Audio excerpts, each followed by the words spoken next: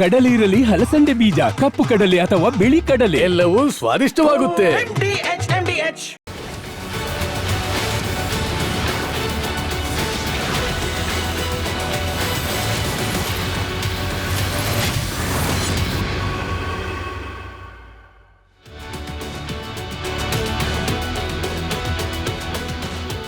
ನಮಸ್ಕಾರ, ಕರ್ನಾಟಕ ಪ್ರೈಮ್ ಟೈಮ್ಗೆ ಸ್ವಾಗತ. ನಾನು ಶ್ರೀಪಾದ್ ಪಾಟೀಲ್. ಇವತ್ತಿನ ಕರ್ನಾಟಕ ಪ್ರೈಮ್ ಟೈಮ್ನಲ್ಲಿ ಆರಂಭದಲ್ಲಿ ಮತ್ತು ಬಹಳ ಮುಖ್ಯವಾಗಿ ಪವರ್ ಶೇರಿಂಗ್ನ ವಿಚಾರ ಈಗ ತಾರಕಕ್ಕೆ ಹೋಗ್ತಾ ಇದೆ. DK ಶಿವಕುಮಾರ್ ಅವರು ದೆಹಲಿಗೆ ಹೋದಂತಹ ಸಂದರ್ಭದಲ್ಲಿ ಹೈಕಮಾಂಡ್ ಅವರನ್ನ ಭೇಟಿ ಆಗಲಿಲ್ಲ ಅಂತ ಈಗ DK ಶಿವಕುಮಾರ್ ಅವರು ಭಾರೀ ಕುಪಿತರಾಗಿದ್ದಾರೆ. ನೀವು ಭೇಟಿ ಆಗಲಿಲ್ಲ, ನಮ್ಮ ಜೊತೆ ಮಾತಾಡಲಿಲ್ಲ, ನನಗೆ CM ಸ್ಥಾನ ಸಿಗಲಿಲ್ಲ ಅಂತಂದ್ರೆ ನನ್ನ ದಾರಿ ನನಗೆ ಅಂತ ಹೇಳಿ ಬಂದ್ಬಿಟ್ಟಿದಾರಂತೆ. ಸೊ ಇದು ಒಂದಿಲ್ಲ ಒಂದು ರೀತಿಯ ಕ್ರಾಂತಿಗೆ ಪಕ್ಕಾ ಕಾರಣ ಆಗುತ್ತೆ ಅನ್ನುವಂಥದ್ದು ಈಗಿನ ರಾಜಕೀಯ ಲೆಕ್ಕಾಚಾರ. ಇನ್ನು ಮತ್ತೊಂದು ಕಡೆ ಇಷ್ಟು ದಿನ ಸುಮ್ಮನೆ ಇದ್ದಂಥವ್ರು ಈಗ ಮತ್ತೆ ದಲಿತ CM ಕೂಗು ಜೋರಾಗಿ ಕೇಳಿ ಬರುವಂತೆ ಕೆಲವು ಕಾಂಗ್ರೆಸ್ನ ಹಿರಿಯ ನಾಯಕರು ಮಾತಾಡ್ತಾ ಇದ್ದಾರೆ. ಸಿದ್ದರಾಮಯ್ಯ DK ಶಿವಕುಮಾರ್ ಮಧ್ಯೆ ಈಗ ದಲಿತ CMನ ಬೇಡಿಕೆ ಕೂಡ ಹೆಚ್ಚಾಗ್ತಾ ಇರುವಂಗೆ, ಯಾರಪ್ಪ ಕೊನೆಗೆ ಮುಖ್ಯಮಂತ್ರಿ? ಸಿದ್ದರಾಮಯ್ಯ ಅವರೇ ಮುಂದುವರಿತಾರಾ, ಬೇರೆಯವರು ಬರ್ತಾರಾ? ಬೇರೆಯವರು ಬಂದರೆ ಯಾರು ಬರ್ತಾರೆ? ಈ ರೀತಿ ಎಲ್ಲ ಇದೆ. ಇನ್ನು ಇದರ ಮಧ್ಯೆ RSS ಪಥಸಂಚಲನದ ವಿಚಾರವಾಗಿ ಕಾಂಗ್ರೆಸ್ ಸರ್ಕಾರ ನಡ್ಕೊಂಡ ರೀತಿ ಏನಿತ್ತು, ಈಗ ಸರ್ಕಾರಕ್ಕೆ ಮುಖಭಂಗ ಆಗಿದೆ. ಸರ್ಕಾರದ ನಿರ್ಬಂಧಕ್ಕೆ ಕೋರ್ಟ್ ತಡೆಯನ್ನ ನೀಡಿದೆ. ಎಲ್ಲ ಡೀಟೇಲ್ಸ್ ನೋಡೋಣ. ಅದಕ್ಕಿಂತ ಮುಂಚೆ ಈ ಕ್ಷಣದ ಹೆಡ್ಲೈನ್ಸ್. ಸಿದ್ದು DKಶಿ ಮಧ್ಯೆ CM ಕುರ್ಚಿ ಸಂಘರ್ಷ, ಭೇಟಿಗೆ ಒಪ್ಪದ ಹೈಕಮಾಂಡ್ ವಿರುದ್ಧ ಬಂಡೆ ಆಕ್ರೋಶ. ನನ್ನ ದಾರಿ ನನಗೆ ಅಂತ DKಶಿ ಸಂದೇಶ.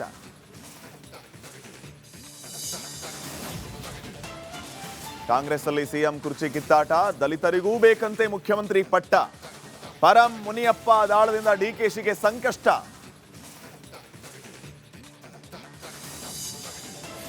ಚಿತ್ತಾಪುರದಲ್ಲಿ ಪಥಸಂಚಲನ ಸಮರ, RSSನವರು ಲಾಠಿ ಬಿಟ್ಟು ಸಾಗಲು ದಲಿತ ಸಂಘಟನೆಗಳ ಅಪಸ್ವರ. ನಿರ್ಬಂಧ ಹೇರಿದ್ದ ಸರ್ಕಾರಕ್ಕೆ ಕೋರ್ಟ್ ಪ್ರಹಾರ.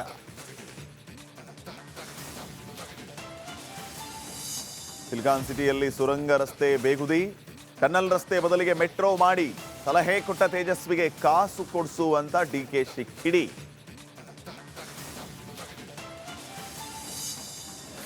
ಬಿಹಾರದಲ್ಲೂ ಕಾಂಗ್ರೆಸ್ RJDಯಿಂದ ಫ್ರೀ ಮಹಿಳೆಯರಿಗೆ 2,500, 25 ಲಕ್ಷವರೆಗೆ ಚಿಕಿತ್ಸೆ ಫ್ರೀ.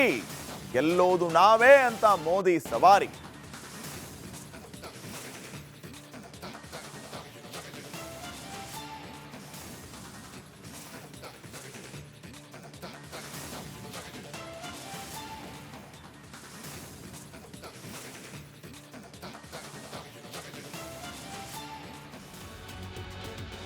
ಕರ್ನಾಟಕ ಪ್ರೈಮ್ ಟೈಮ್ಗೆ ಮತ್ತೊಮ್ಮೆ ಸ್ವಾಗತ. ನಾನು ಶ್ರೀಪಾದ್ ಪಾಟೀಲ್. ಸುದ್ದಿಗಳನ್ನ ನೋಡ್ತಾ ಹೋಗೋಣ. DK ಶಿವಕುಮಾರ್ ಹೇಗಾದ್ರೂ ಮಾಡಿ ಮುಖ್ಯಮಂತ್ರಿ ಪಟ್ಟಕ್ಕೇರಲೇಬೇಕು ಅಂತ ಹಠ ಹಿಡಿದಿದ್ದಾರೆ. ಇದೇ ಉದ್ದೇಶವನ್ನ ಇಟ್ಕೊಂಡು ಈಗಾಗಲೇ ದೆಹಲಿಗೆ ಹೋಗಿದ್ರು. ಆದರೆ ಹೈಕಮಾಂಡ್ ಭೇಟಿ ಆಗಲಿಲ್ಲ ಅಂತ ಮುನಿಸಿಕೊಂಡಿದ್ದಾರೆ. ಈ ಮೂಲಕ ಯಾರು ಹೈಕಮಾಂಡ್ಗೆ ಆಪ್ತರಿದ್ದಾರೋ ಅವರ ಮೂಲಕ ಒಂದು ಕಠೋರ ಸಂದೇಶದ ರವಾನೆಯಾಗಿದೆ. ನೀವು ನನ್ನನ್ನು CM ಮಾಡಲಿಲ್ಲ ಅಂತಂದ್ರೆ ನನ್ನ ದಾರಿ ನನಗೆ ಅಂತ ಹೇಳಿ ಬಂದ್ಬಿಟ್ಟಿದ್ದಾರಂತೆ. ಹಾಗಿದ್ರೆ ಈಗ DK ಶಿವಕುಮಾರ್ ಅವರ ಮುಂದೆ ಇರುವ ಆಯ್ಕೆಗಳು ಏನು? ಕಾಂಗ್ರೆಸ್ ಪಾಳೆಯದಲ್ಲಿ ಆಗ್ತಾ ಇರೋದು ಏನು? ಬನ್ನಿ ನೋಡ್ಕೊಂಬರೋಣ.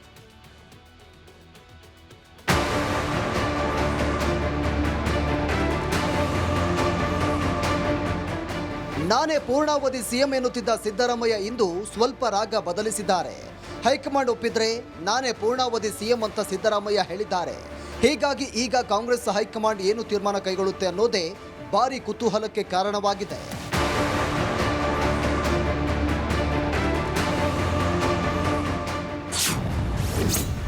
ದೆಹಲಿಗೆ ಹೋದ ಪುಟ್ಟ ಬಂದ ಪುಟ್ಟ. DKಶಿ ಕೈಗೆ ಸಿಗಲೇ ಇಲ್ಲ ಹೈಕಮಾಂಡ್ ನಾಯಕರು. ರಾಜ್ಯ ಕಾಂಗ್ರೆಸ್ನಲ್ಲಿ CM ಕುರ್ಚಿ ಕಾಳಗ ಜೋರಾಗಿದೆ. ನನ್ನನ್ನು ಮುಖ್ಯಮಂತ್ರಿ ಮಾಡಿ ಅಂತ DK ಶಿವಕುಮಾರ್ ಪಟ್ಟು ಹಿಡಿದಿದ್ದಾರೆ. ಸಿದ್ದರಾಮಯ್ಯ CM ಆಗಿ ಇನ್ನೇನು 2.5 ವರ್ಷ ತುಂಬುತ್ತೆ. ನನ್ನ CM ಮಾಡೋಕೆ ರೆಡಿಯಾಗಿ ಅಂತ ತಿಳಿಸಲು DKಶಿ ಹೋಗಿದ್ರು ಎನ್ನಲಾಗ್ತಾ ಇದೆ. ಆದರೆ ಹೈಕಮಾಂಡ್ ನಾಯಕರು DKಶಿಗೆ ಸಿಕ್ಕೇ ಇಲ್ಲ. DKಶಿ CM ಆಗಲ್ಲ. ಇದು ಅಕ್ಕಿ ಮೇಲೆ ಆಸೆ, ನೆಂಟರ ಮೇಲೆ ಪ್ರೀತಿ ಕತೆ. ಡಿಸಿಎಂ ಡಿಕೆಶಿಗೆ ಮುಖ್ಯಮಂತ್ರಿ ಆಗುವ ಆಸೆ ಇದೆ, ಆದರೆ ಸಿದ್ದು ಕೆಳಗಿಳಿಸಿ ಸಿಎಂ ಆಗೋದಕ್ಕೆ ಸಿದ್ಧರಿಲ್ಲ. ಸಿದ್ದರಾಮಯ್ಯ ಕೆಳಗಿಳಿಸಿ ಸಿಎಂ ಆದ್ರೆ ದೊಡ್ಡ ಸಂಕಷ್ಟ ಎದುರಾಗುತ್ತೆ. ಡಿಕೆಶಿ ಮೇಲೆ ಅಹಿಂದ ಸಮುದಾಯ ಕೆರಳಲಿದೆ. ಹಾಗಂತ ಸಿದ್ದು ಆಪ್ತರಿಗೂ ಸಿಎಂ ಆಗೋಕೆ ಬಿಡಲ್ಲ. ನಾನು ಕೆಪಿಸಿಸಿ ಅಧ್ಯಕ್ಷ ಆಗಬೇಕು ಅಂತ ರಾಜಣ್ಣ ಹೇಳ್ತಾರೆ. ಡಿಸಿಎಂ ಕುರ್ಚಿ ಮೇಲೆ ಜಾರಕಿಹೊಳಿ ಆಸೆ ಗಣ್ಣಿನಿಂದ ನೋಡ್ತಾ ಇದ್ದಾರೆ. ನಾನು ಸಿಎಂ ಆಗಬೇಕು ಅಂತ ಎಂಬಿ ಪಾಟೀಲ್, ಜಮೀರ್ ಅಹಮದ್ ಖಾನ್, ಎಚ್ಸಿ ಮಹದೇವಪ್ಪ ಹೇಳಿದ್ದಾರೆ. ಸಿದ್ದು ಶಿಷ್ಯರ ಆಟದಿಂದ ಡಿಕೆ ಶಿವಕುಮಾರ್ ಬೇಸತ್ತಿದ್ದಾರೆ.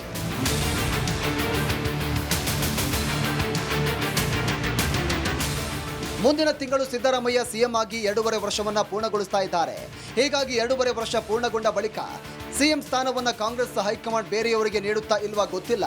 ಸಿದ್ದರಾಮಯ್ಯ ಅವರನ್ನೇ ಪೂರ್ಣಾವಧಿ ಸಿಎಂ ಆಗಿ ಮುಂದುವರಿಸಿದ್ರೂ ಅಚ್ಚರಿಯಿಲ್ಲ. News desk, republic Kannada.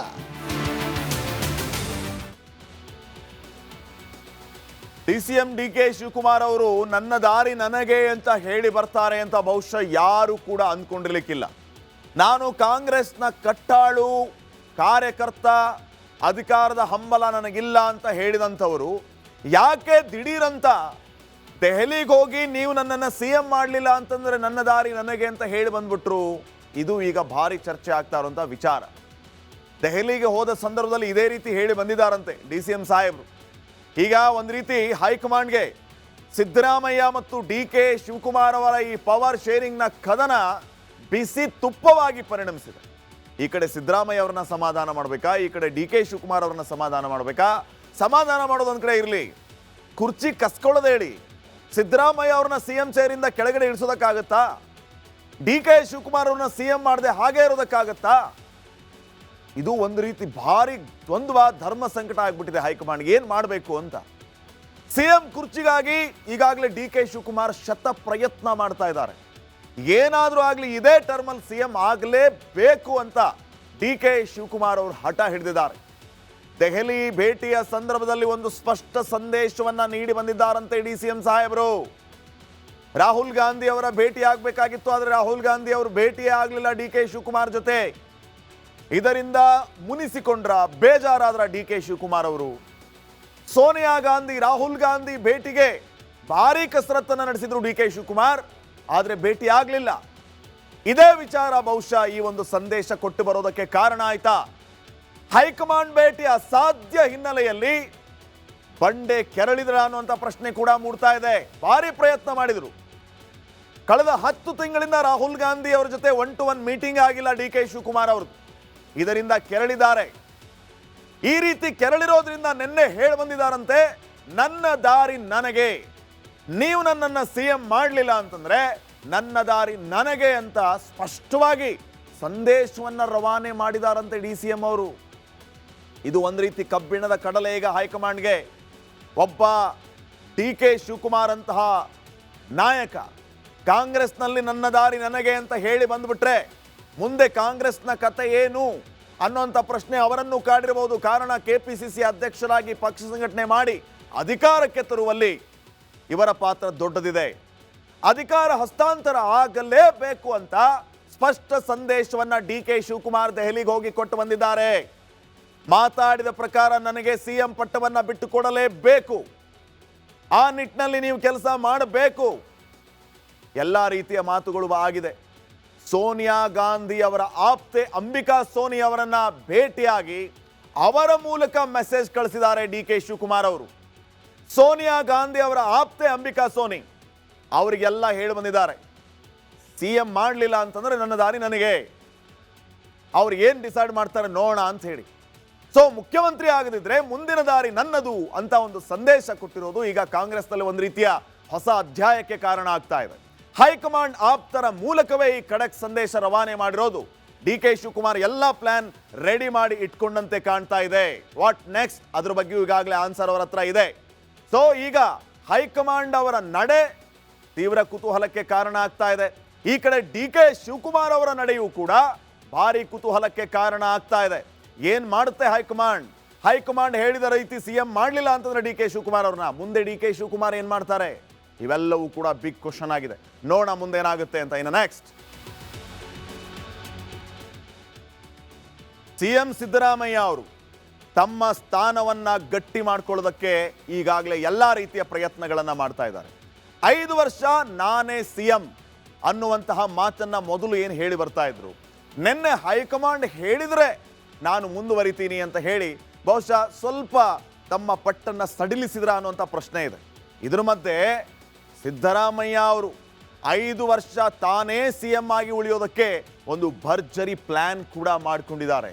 ಏನು ಆ ಪ್ಲಾನ್ ನೀವೇ ನೋಡಿ.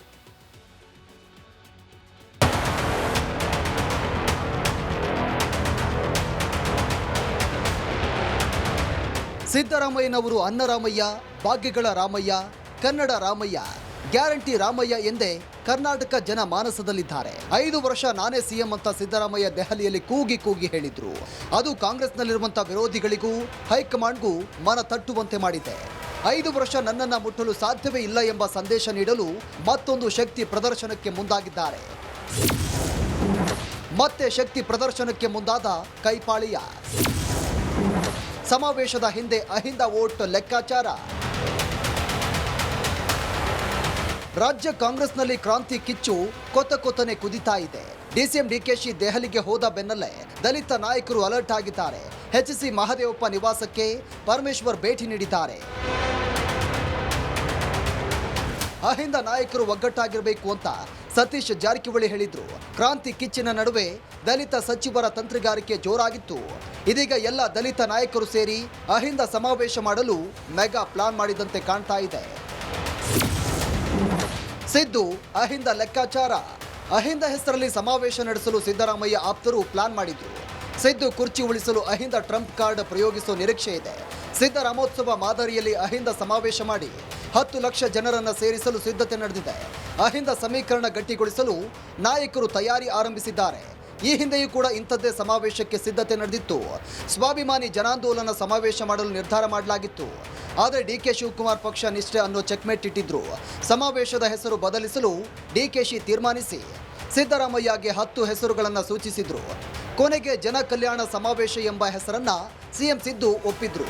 ಸಿದ್ದು ಹೆಸರಿನ ಬದಲು ಕಾಂಗ್ರೆಸ್ ಹೆಸರಲ್ಲೇ ಸಮಾವೇಶ ಮಾಡುವ ಮೂಲಕ ಡಿಕೆಶಿ ಗೆದ್ದಿದ್ರು. ಅಂದು ಡಿಕೆಶಿ ಡಿಚ್ಚಿಗೆ ಸಿದ್ದರಾಮಯ್ಯ ಬಳಗ ಡಲ್ ಹೊಡೆದಿತ್ತು. ಸಮಾವೇಶಗಳು ಚರ್ಚೆ continuously as and when the field ಜನವರಿಗೆ ಅಂತ ಸತೀಶ್ ಜಾರಕಿಹೊಳಿ ಹೇಳಿದ್ರು ಸರ್. ನೋಡ್ರಿ, ಸಮಯ ಎಲ್ಲಿದೆ, ಡೇಟ್ ಏನಿದೆ, ಏನು ಶಾಸ್ತ್ರ ನೋಡ್ಕೊಂಡು ಮಾಡ್ತೀವಿ ನಾವು. ಈ ಸಲ ಏನು ಅಡ್ಡಿ ಆಗಲ್ಲ ಸರ್, ಏನು ಹೈಕಮಾಂಡ್ ಅಡ್ಡಿ ಪಡಿಸಲ್ಲ. ಈ ಮೈಸೂರಲ್ಲಿ ಬೌದ್ಧ ಮಹಾಸಮಾವೇಶ ಬಂದು ಇಂಡಿಯಾ ದೇಶದಲ್ಲಿ ಮಾಡೇ ಇಲ್ಲ, ಎಲ್ಲೂ ಮಾಡಿಲ್ಲ. ಯಾರು ಕೇಳಿ ಮಾಡಿದ್ರ? ನಾವೆಲ್ಲ ಹೋಗಿದ್ವು ಅಲ್ಲಿಗೆ. ಇದೇ ಥರ ಮಾಡ್ತಾ ಇರ್ತಾರೆ. ಅದಕ್ಕೆ ಈ ಕಾರಣಕ್ಕೆ ದಲಿತ ಸಮಸ್ಯೆ ದಟ್ ಈಸ್ ನಾಟ್ ಇಶ್ಯೂ. ಮುಂದಿನ ದಿನದಲ್ಲಿ ಮಾಡ್ತೀವಿ. ಸಮಾವೇಶ ಮಾಡೋದಕ್ಕೆ ಏನು ತೊಂದರೆ ಇದೆ? ಹಿಂದೆ ಹೈಕಮಾಂಡ್ನವರು ಯಾವ ಬೇರೆ ಕಾರಣಕ್ಕಾಗಿ ಸ್ವಲ್ಪ ಸ್ಥಗಿತ ಮಾಡಿ ಅಂತ ಹೇಳಿದರು. ಅದನ್ನು ನಾವು ಕೂಡ ಆಯಿತು ಅಂತೇಳಿ ಒಪ್ಕೊಂಡಿದ್ದು. ಈ ಮುಂದಿನ ದಿನದಲ್ಲಿ ಮಾಡ್ತೀವಿ. ಪಕ್ಷದ ಹಿತದೃಷ್ಟಿಯಿಂದ ಪಕ್ಷಕ್ಕೆ, ಕಾಂಗ್ರೆಸ್ ಪಕ್ಷಕ್ಕೆ ದಲಿತ ಸಮುದಾಯ ಯಾವತ್ತೂ ಕೂಡ ಕಾಂಗ್ರೆಸ್ ಪಕ್ಷದ ಜೊತೆಯಲ್ಲಿರುತ್ತೆ. ಹಾಗಾಗಿ ಅದನ್ನು ಹಾಗೆ ನಾವು ಒಟ್ಟಿಗೆ ಇಡಬೇಕಾದ್ರೆ ಹಾಗಾಗಿ ಸಮಾವೇಶಗಳು ಮಾಡಿ ನಮ್ಮ ಸರ್ಕಾರದ ವತಿಯಿಂದ ಏನೆಲ್ಲ ಕಾರ್ಯಕ್ರಮ ದಲಿತ ಸಮುದಾಯಕ್ಕೆ ಕೊಟ್ಟಿರ್ತೇವೆ ಅದನ್ನೆಲ್ಲ ಹೇಳಬೇಕಾಗುತ್ತೆ. ಈ ಹಿಂದೆ ದಲಿತ ಸಮಾವೇಶಕ್ಕೆ ಡಿಕೆಶಿ ಬ್ರೇಕ್ ಹಾಕಿದ್ರು. ಹೈಕಮಾಂಡ್ಗೆ ಹೇಳಿ ಚಮಕ್ ಕೊಟ್ಟಿದ್ರು. ಆದರೆ ಈ ಬಾರಿ ಏನಾಗುತ್ತೋ ಕಾದ್ ನೋಡಬೇಕಿದೆ. Bureau report, republic Kannada. ಈ ಸಿದ್ದರಾಮಯ್ಯ ಅವರಿಗೆ ಅಹಿಂದ ಅನ್ನುವಂಥ ಟ್ರಂಪ್ ಕಾರ್ಡ್ ಯಾವಾಗಲೂ ಕೂಡ ಒಳ್ಳೆ ಕೆಲಸಕ್ಕೆ ಬಂದಿದೆ. ಅವರ ಕೈ ಹಿಡಿದಿದೆ, ಯಶಸ್ಸಿನ ಸೂತ್ರ ಕೂಡ ಆಗಿದೆ. ಈಗ ಸಿದ್ದರಾಮಯ್ಯಗೆ ಹಿಂದುಳಿದ ವರ್ಗದ ನಾಯಕ ಅನ್ನುವಂತಹ ಖ್ಯಾತಿ, ಒಬ್ಬ ಮಾಸ್ ಲೀಡರ್, ಹಿಂದುಳಿದ ವರ್ಗಗಳ ನಾಯಕ ಅಂತಂದ್ರೆ ರಾಜ್ಯದಲ್ಲಿ ಅದು ಸಿದ್ದರಾಮಯ್ಯ ಅನ್ನುವಂತಹ ಪ್ರಖ್ಯಾತಿ ಇದೆ. ರಾಜ್ಯದಲ್ಲಿ ಅಹಿಂದ ಸಮುದಾಯದ ಬೆಂಬಲ ಸಿದ್ದರಾಮಯ್ಯ ಅವರಿಗಿದೆ, ಅದರಲ್ಲಿ ಯಾವುದೇ ರೀತಿಯ ಸಂಶಯ ಬೇಡ. ಅಹಿಂದ ಸಮುದಾಯದ ಬೆಂಬಲ ಅಂತಂದ್ರೆ ಅದು ಸಿದ್ದರಾಮಯ್ಯ ಅವರಿಗೆ. ಸಿದ್ದರಾಮಯ್ಯ ಅವರ ಮಾತನ್ನ ಅಹಿಂದ ಸಮುದಾಯ ಯಾವತ್ತೂ ಕೂಡ ದಾಟಿಲ್ಲ. ರಾಜ್ಯದಲ್ಲಿ ಸಿದ್ದರಾಮಯ್ಯ ಅವರ ಪಟ್ಟ ಬಿಟ್ಟರೆ ಭಾರಿ ಕಷ್ಟ ಆಗುತ್ತೆ, ಭಾರಿ ಕಷ್ಟ ಆಗುತ್ತೆ. 20ರಿಂದ 25ರಷ್ಟು ಮತ ತರುವ ಶಕ್ತಿಯನ್ನ ಸಿದ್ದರಾಮಯ್ಯ ಅವರು ಹೊಂದಿದ್ದಾರೆ ಇಡೀ ರಾಜ್ಯದಲ್ಲಿ. ಒಂದೊಂದು ಸರಿ ಜಾಸ್ತಿನೂ ಆಗುತ್ತೆ. ಕರ್ನಾಟಕದ ಪ್ರತಿ ಕ್ಷೇತ್ರದಲ್ಲೂ ಕೂಡ ದಲಿತ ಮತಗಳಿರೋದು ಎಲ್ಲರಿಗೂ ಗೊತ್ತಿರುವಂತಹ ವಿಚಾರವೇ. ಅಹಿಂದ ವೋಟ್ ಬ್ಯಾಂಕ್ ಮೇಲೆ ಸಿದ್ದರಾಮಯ್ಯ ಅವರಿಗೆ ಹಿಡಿತಾ ಇದೆ, ಒಂದು ಸ್ಟ್ರಾಂಗ್ ಹೋಲ್ಡ್ ಇದೆ. ಸಿದ್ದರಾಮಯ್ಯ ಅವರಂದ್ರೆ ಅಹಿಂದ ಸಮುದಾಯದವರಿಗೆ ಒಂದು ರೀತಿ ಅಭಿಮಾನ, ಒಂದು ರೀತಿ ಗೌರವ, ಪ್ರೀತಿ. ನಮ್ಮ ಅಹಿಂದ ನಾಯಕ ಅಂತಾನೆ ಆ ಸಮುದಾಯದವರು ಅವರನ್ನ ಹೇಳೋದು, ಗೌರವ ಕೊಡೋದು. ಕರ್ನಾಟಕದಲ್ಲಿ ನಿಮಗೆಲ್ಲ ಗೊತ್ತಿರುವ ಹಾಗೆ ಒಂದು ಒಕ್ಕಲಿಗ ಸಮುದಾಯ, ಮತ್ತೊಂದು ಲಿಂಗಾಯತ ಸಮುದಾಯ. ಇವರು ಭಾರಿ ಪ್ರಬಲ ಸಮುದಾಯ. ಈ ಪ್ರಬಲ ಸಮುದಾಯಗಳ ಮಧ್ಯೆ ಅಹಿಂದ ಅನ್ನುವಂತಹ ಪ್ರಬಲ ಸಮುದಾಯವನ್ನ ಕಟ್ಟಿದಂಥವರು ಇದೇ ಸಿದ್ದರಾಮಯ್ಯ. ಅಹಿಂದ ಸಮಾವೇಶಗಳ ಮೂಲಕ, ಅಹಿಂದ ನಾಯಕ ಅಂತ ಗುರುತಿಸಿಕೊಳ್ಳುವ ಮೂಲಕ, ಆ ಸಮುದಾಯದ ಜೊತೆಗೆ ಯಾವಾಗಲೂ ಇರುವ ಮೂಲಕ 2018ರಲ್ಲಿ ಸಿದ್ದರಾಮಯ್ಯ ಕೆಲ ಕ್ಷೇತ್ರಗಳಲ್ಲಿ ಪ್ರಚಾರ ಮಾಡೋದಕ್ಕೆ ಆಗಲಿಲ್ಲ. ಅದರ ಪರಿಣಾಮ ಏನು ಆಯಿತು ಅಂತಂದ್ರೆ 25ರಿಂದ 30 ಕ್ಷೇತ್ರಗಳಲ್ಲಿ ಕಾಂಗ್ರೆಸ್ ಸೋಲುವಂತ ಪರಿಸ್ಥಿತಿಗೆ ಬಂತು. ಸಿದ್ದರಾಮಯ್ಯ ಅವರು ಆ ಕ್ಷೇತ್ರದಲ್ಲಿ ಬಂದು ಪ್ರಚಾರ ಮಾಡಿಲ್ಲ ಅನ್ನೋ ಒಂದೇ ಒಂದು ಕಾರಣಕ್ಕೆ. ಈ ಸಂದರ್ಭದಲ್ಲಿ ಈ ರೀತಿ ಇರುವಾಗ ಒಂದು ವೇಳೆ ಸಿದ್ದರಾಮಯ್ಯ ಅವರನ್ನ ಸಿಎಂ ಸ್ಥಾನದಿಂದ ಕೆಳಗಿಳಿಸಿದ್ದೇ ಆದರೆ ಕಾಂಗ್ರೆಸ್ಗೆ ದೊಡ್ಡ ನಷ್ಟ ಆಗುತ್ತೆ, ಭಾರಿ ಕಷ್ಟ ಆಗುತ್ತೆ. ಅಹಿಂದ ಸಮುದಾಯಕ್ಕೆ ತಪ್ಪು ಸಂದೇಶ ಹೋಗುತ್ತೆ. ನೀವು ಅಹಿಂದ ಸಮುದಾಯದವರನ್ನ ಹೇಗೆ ಸಮಾಧಾನ ಮಾಡ್ತೀರಿ? ಸಿದ್ದರಾಮಯ್ಯ ಅವರನ್ನ ಕೆಳಗಿಳಿಸುವ ಮೂಲಕ ಮಾಡ್ತೀರಾ? ಸಾಧ್ಯನೇ ಇಲ್ಲ. ಆ ಸಾಹಸಕ್ಕೆ ಕೈ ಹಾಕೋದಕ್ಕೆ ಈಗ ಕಾಂಗ್ರೆಸ್ ಹೈಕಮಾಂಡ್ ತಯಾರಿಲ್ಲ, ಆ ರಿಸ್ಕ್ ಅನ್ನ ತಗೊಳ್ಳೋದಕ್ಕೆ ತಯಾರಿಲ್ಲ. ಈ ಕಡೆ ಒಕ್ಕಲಿಗ ಸಮುದಾಯದ DK ಶಿವಕುಮಾರ್, ಅದು ಕೂಡ ಪ್ರಬಲ ಸಮುದಾಯವೇ, ಅವರನ್ನ ಸಮಾಧಾನ ಪಡಿಸೋದು ಹೇಗೆ? ಅದಕ್ಕೆ ನಾನು ಹೇಳ್ತಾ ಇದ್ದೆ ಆಗಲೇ, ಒಂದು ರೀತಿ ಧರ್ಮ ಸಂಕಟ ಆಗ್ಬಿಟ್ಟಿದೆ ಅಂತ. ರಾಜಕಾರಣದಲ್ಲಿ ಯಾವಾಗ ಏನಾಗುತ್ತೆ ಹೇಳೋದಕ್ಕೆ ಆಗೋದಿಲ್ಲ. ಸೊ ಒಂದು ಪಕ್ಷ ಹೈಕಮಾಂಡ್ ಈ ವಿಚಾರದಲ್ಲಿ ನಿರ್ಧಾರ ತೆಗೆದುಕೊಂಡರೂ ಕೂಡ ಆಶ್ಚರ್ಯ ಪಡಬೇಕಾಗಿಲ್ಲ. ಇನ್ನು ನೆಕ್ಸ್ಟ್, ಇನ್ನ ಸಿದ್ದರಾಮಯ್ಯ ಅವರು ಕಾಂಗ್ರೆಸ್ನ ಬಹುತೇಕ ಶಾಸಕರು ಹಾಗೂ ಸಚಿವರು ಸಿಎಂ ಆಗಿ ಸಿದ್ದರಾಮಯ್ಯ ಅವರು ಇರಬೇಕು ಅಂತಿದ್ದಾರಂತೆ. ಕರ್ನಾಟಕಕ್ಕೆ ಸಿದ್ದರಾಮಯ್ಯ ಅನಿವಾರ್ಯ ಅಂತ ಹೇಳ್ತಾ ಇದ್ದಾರಂತೆ. ಈ ಮಾತು ಹೇಳ್ತಾ ಇರೋದು ಬೇರೆ ಯಾರು ಅಲ್ಲ, ಯತೀಂದ್ರ ಸಿದ್ದರಾಮಯ್ಯ ಅವರು. ಮತ್ತೊಂದು ಮಾತು ನೋಡ್ಕೊಂಬನ್ನಿ ಈ ಒಂದು ವರದಿ.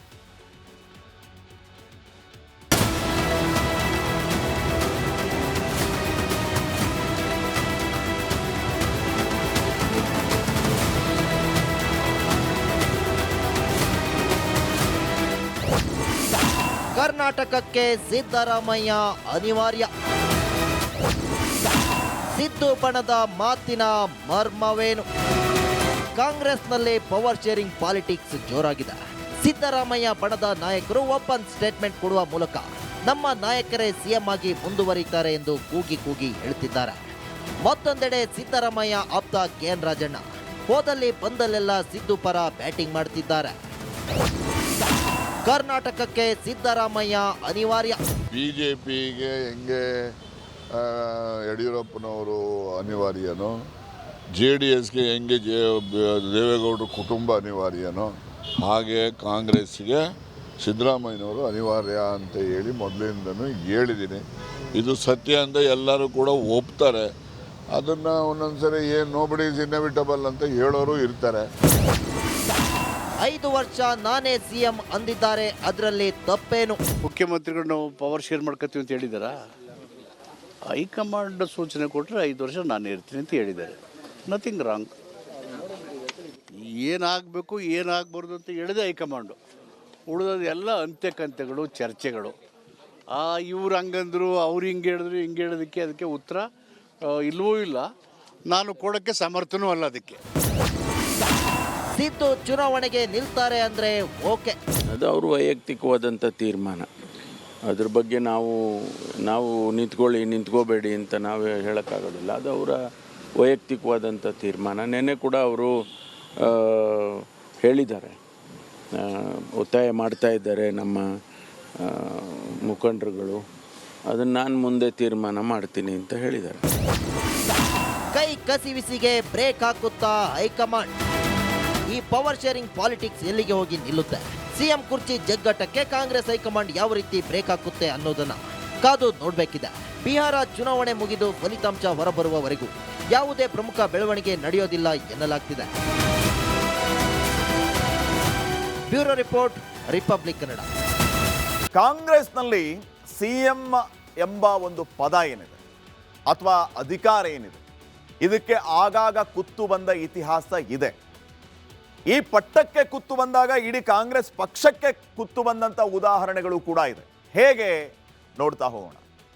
ಕರ್ನಾಟಕದಲ್ಲಿ ಈ ಹಿಂದೆಯೂ ಕೂಡ ಮುಖ್ಯಮಂತ್ರಿಗಳನ್ನ ಅಧಿಕಾರದಿಂದ ಕೆಳಗಿಳಿಸಿದಂತಹ ಉದಾಹರಣೆಗಳಿವೆ. ಪ್ರಭಾವಿ ನಾಯಕರನ್ನ ಕೈಬಿಟ್ಟು ನೆಲ ಕಚ್ಚಿದಂತಹ ಉದಾಹರಣೆಗಳಿದೆ ಹಲವು ಪಕ್ಷಗಳು.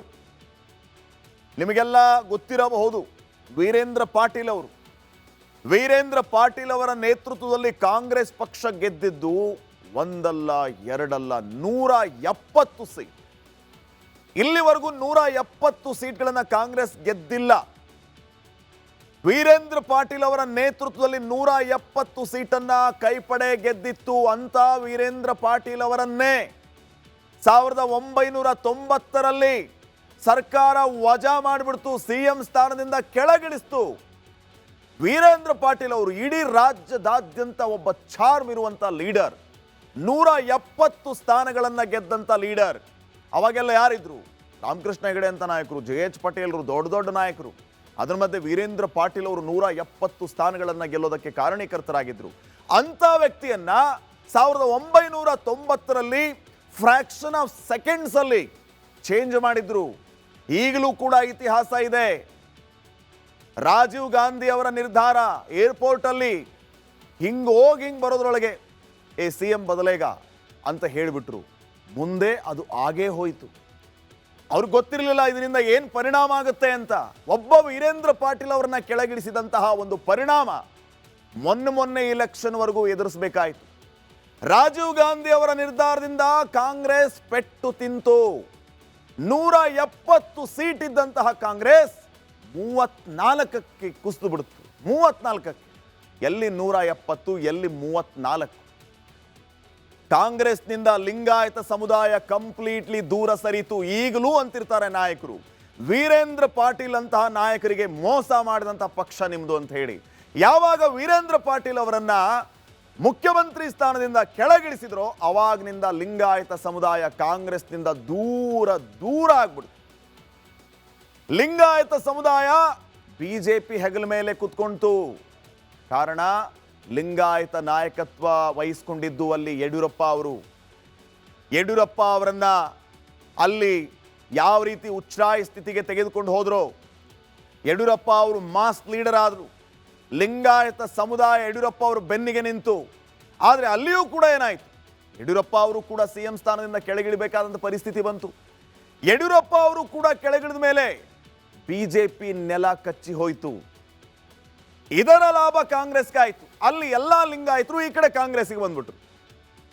ಯಡಿಯೂರಪ್ಪ ಅವ್ರನ್ನ CM ಸ್ಥಾನದಿಂದ ಕೆಳಗಿಳಿಸಿರ್ಲಿಲ್ಲ ಅಂತಂದ್ರೆ ಲಿಂಗಾಯತ ಸಮುದಾಯ ಕಾಂಗ್ರೆಸ್ ಕಡೆ ತಿರುಗು ನೋಡ್ತಿರ್ಲಿಲ್ಲ. ಯಾವಾಗ ಯಡಿಯೂರಪ್ಪ ಅವರಿಗೆ ಅನ್ಯಾಯ ಆಯಿತೋ ಆವಾಗ ಲಿಂಗಾಯತ ಕಮ್ಯುನಿಟಿ ಈ ಕಡೆ ಕಾಂಗ್ರೆಸ್ ಕಡೆ ತಿರುಗಿ ನೋಡಿದ್ರು. ಯಾವಾಗಿಂದ ನೋಡಿರಲಿಲ್ಲ, ವೀರೇಂದ್ರ ಪಾಟೀಲ್ ಅವ್ರನ್ನ ಕೆಳಗಿಳಿಸಿದಿಂದ ನೋಡಿರಲಿಲ್ಲ. ಯಾವಾಗ ಇಲ್ಲಿ ಯಡಿಯೂರಪ್ಪ ಅವರಿಗೆ ಅನ್ಯಾಯ ಆಯಿತೋ ಆಟೋಮೆಟಿಕ್ಲಿ ಬಿಜೆಪಿ ಕಾಂಗ್ರೆಸ್ ಕಡೆ ಅವರು ತಿರುಗಿದ್ರು. ಇನ್ನೊಂದು ಪ್ರಬಲ ನಾಯಕತ್ವವನ್ನ ಈಗ ಬಿಜೆಪಿ ಹುಡುಕಾಡ್ತಾ ಇದೆ. ಈಗ ಸಿದ್ದರಾಮಯ್ಯ ಅವರನ್ನ ಕೆಳಗಿಳಿಸಿದ್ರೆ ಕಾಂಗ್ರೆಸ್ಗೆ ಕಷ್ಟ ಆಗುತ್ತೆ. ಸಿದ್ದರಾಮಯ್ಯ ಅವರು ಕೂಡ ಅಹಿಂದ ನಾಯಕ ಅಂತ ಈಗಾಗಲೇ ನಾನು ಹೇಳ್ತಾ ಇದ್ದೆ. ಸಿದ್ದರಾಮಯ್ಯ ಅವ್ರನ್ನ ಕೆಳಗಿಳಿಸಿದ್ರೆ ಕಾಂಗ್ರೆಸ್ನಿಂದ ಅಹಿಂದ ಕೂಡ ದೂರ ಆಗ್ಬೋದು. ಅಹಿಂದದ ನಾಯಕ ಸಿದ್ದರಾಮಯ್ಯ ಅಂತವರು ಅಧಿಕಾರದಲ್ಲಿರುವಾಗ ಮಾಸ್ ಲೀಡರ್ ಅಂತ ಕರೆಸ್ಕೊಳ್ಳೋ, ಟಗರು ಅಂತ ಕರೆಸ್ಕೊಳ್ಳೋ ಸಿದ್ದರಾಮಯ್ಯ ಅವ್ರನ್ನ ಕೆಳಗಿಳಿಸ್ಬಿಟ್ರೆ ಅಹಿಂದ ಟಾಟಾ ಬಾಯ್ ಬಾಯ್ ಅಂದ್ಬಿಡುತ್ತೆ ಕಾಂಗ್ರೆಸ್ಗೆ. ಅದರ ಭಯ ಕಾಂಗ್ರೆಸ್ಗೆ ಇದೆ. ಸೊ ಈ ರೀತಿ ಇತಿಹಾಸ CM ಅವ್ರನ್ನ ಕೆಳಗಿಳಿಸಿದಾಗ ಆ ಪಕ್ಷಗಳಿಗೆ ನಷ್ಟ ಆಗೋದನ್ನ ಸಾರಿ ಹೇಳ್ತಾ ಇದೆ. ಯಾವುದೇ ಕಾಂಪ್ರಮೈಸ್ ಇಲ್ಲದೆ ರಿಪಬ್ಲಿಕ್ ಕನ್ನಡ 100% ನ್ಯೂಸ್ ಕೊಡುತ್ತೆ. ಇದೇ ರೀತಿ ಓರಿಯಂಟ್ ಬೆಲ್ ಟೈಲ್ಸ್ ಕೂಡ 100ಕ್ಕೆ 100ರಷ್ಟು ಬಲಿಷ್ಠವಾಗಿದೆ. ನವ ಭಾರತಕ್ಕಾಗಿ ಹೊಸ ಆಯ್ಕೆ ಮುಖ್ಯ. ಈಗ ಮುಂದಿನ ಸುದ್ದಿಯನ್ನ ನೋಡೋಣ. ರಾಜ್ಯದಲ್ಲಿ ಈಗ ನವೆಂಬರ್ ಕ್ರಾಂತಿಯ ಬಗ್ಗೆ ಸಿಕ್ಕಾಪಟ್ಟೆ ಸದ್ದಾಗ್ತಾ ಇದೆ. ಇದರ ಮಧ್ಯೆ ಸರ್ಕಾರದಲ್ಲಿ ಸಂಪುಟ ಪುನರ್ರಚನೆಯ ವಿಚಾರವೂ ಕೂಡ ಜೋರಾಗಿ ಸೌಂಡು ಮಾಡ್ತಾ ಇದೆ. ಈ ಎರಡು ವಿಚಾರಗಳ ಮಧ್ಯೆ ಇವತ್ತಿನಿಂದ ಅಥವಾ ನಿನ್ನೆಯಿಂದ ಮತ್ತೊಂದು ಕೂಗು ಕೇಳಿ ಬರ್ತಾ ಇದೆ. ಅದೇನಂತಂದ್ರೆ ದಲಿತ CM ಕೂಗು. ಈ ಬಗ್ಗೆ ಕಾಂಗ್ರೆಸ್ನ ನಾಯಕರೇನು ಹೇಳ್ತಾರೆ, ಇದು ಯಾವ ರೀತಿಯ ಬೆಳವಣಿಗೆಗೆ ಕಾರಣ ಆಗ್ತಾ ಇದೆ ಕೈಪಡೆಯಲ್ಲಿ, ನೀವೇ ನೋಡಿ.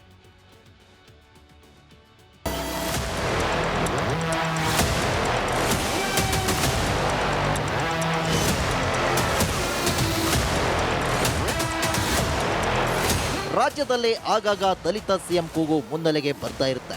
ಸಿಎಂ ಸಿದ್ದರಾಮಯ್ಯ ಒಂದು ವೇಳೆ ತಮ್ಮ ಸ್ಥಾನಕ್ಕೆ ರಾಜೀನಾಮೆ ನೀಡಿದ್ರೆ ಮುಂದಿನ ಸಿಎಂ ದಲಿತರೇ ಆಗಬೇಕು ಎಂಬುದು ಅನೇಕ ದಲಿತ ನಾಯಕರ ಆಗ್ರಹ. ಅದರಲ್ಲೂ ಡಿಸಿಎಂ ಡಿಕೆ ಶಿವಕುಮಾರ್ನ ಸಿಎಂ ಕುರ್ಚಿಯಿಂದ ದೂರ ಇಡಲು ಸತೀಶ್ ಜಾರಕಿಹೊಳಿ ನಿರಂತರವಾಗಿ ಶ್ರಮವಹಿಸುತ್ತಿದ್ದಾರೆ. ಇದರ ಮಧ್ಯೆಯೇ ಇದೀಗ ಕೆಎಚ್ ಮುನಿಯಪ್ಪ ಹೊಸ ದಾಳ ಉರುಳಿಸಿದ್ದಾರೆ.